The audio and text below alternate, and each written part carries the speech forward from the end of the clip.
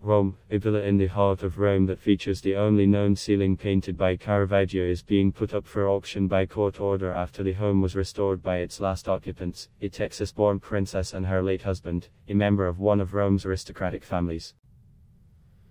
The Casino degli Aurora, also known as Villa Ludovisi, was built in 1570 and has been in the Ludovisi family since the early 1600s.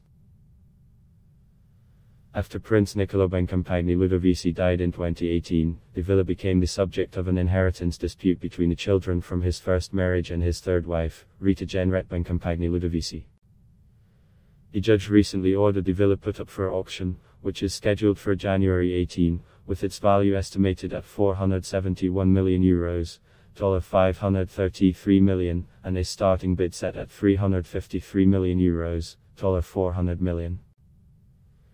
The listing on the Rome Tribunal's auction site highlights its many attributes, though it notes that €11 million, $12.5 million, in renovations will be necessary to make it comply with current standards.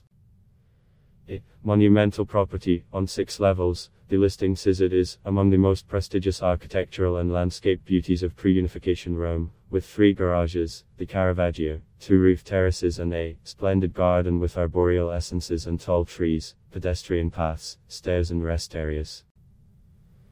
The American princess, who was formerly married to former US Congressman John Genrette, tears up as she contemplates leaving her home of nearly 20 years. When she married Bencompagni Ludovisi in 2009, the villa had fallen into disrepair, and her new husband only used it as an office.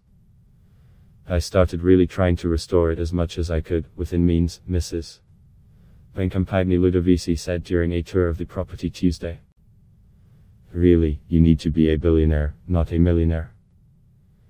You need to be a billionaire if you have a house like this, a historic home, because you want to do everything right. You don't want to get anything wrong. In 2010, the couple decided to open the villa to the public for tour groups and dinners to help fund the continued upkeep and renovations. Aside from the Caravaggio ceiling and the lush gardens outside, the square foot home of the Swank Viaduct Veneto features frescoes by Guercino. It also has, as Mrs.